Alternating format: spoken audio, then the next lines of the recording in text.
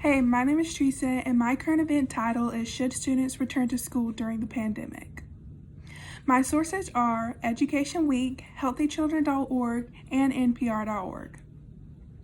According to Education Week, 60% of teens says that online learning is worse than in-person learning, and nearly one-fifth said it is much worse.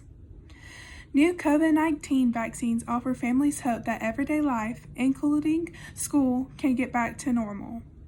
Vaccines likely will not be available for most students this school year. The good news is that reopening schools for in-person learning does not seem to significantly increase community transmission of the virus, but it depends on whether schools are able to follow COVID-19 public health guidance. All schools should aim to have students attend school in person, which is how they learn best. This means working with public health officials to get community spread of the virus under control. And then, when it is possible to reopen a school for in-person learning, layered safety measures can help keep students, teachers, and staff safe. School provides more than just academics to children and adolescents.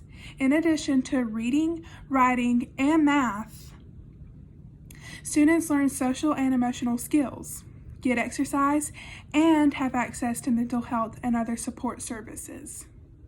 For many children and adolescents, schools are safe and stimulating places to be while parents or guardians are working. For many families, schools are where kids get healthy meals, access to internet, and other vital services. The pandemic has been especially hard for Black, Hispanic, Latino, Native American, Alaska Native children, and adolescents and families living in poverty. Whether learning plans are in person or virtual right now, schools need funding so they can provide safe and effective education for children. Students should return to school during the pandemic because students are not receiving enough food like they would if they were in school. 6 months into school's pandemic-driven experiment in distant learning, much has been said and debated about whether children are learning. But the more urgent question for the more than 30 million kids who depend on U.S. schools for free or reduced meals is this: are they eating? The answer, based on recent data and interviews with school nutrition leaders and anti-hunger advocates across the country, is alarming.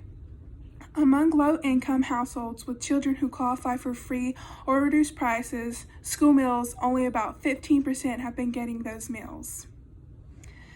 Students should return to school during the pandemic because they cannot afford or do not have internet for a computer. 1 in 5 teens cannot complete schoolwork at home because they do not have a computer or internet connection. Families are barely able to provide for food on the table, let alone have enough money for a computer or internet. I believe that students should return to school during the pandemic, as long as the teachers and staff follow the rules of how to clean everything, wear masks, and distance yourself. Overall, I do think students should return to school during the pandemic.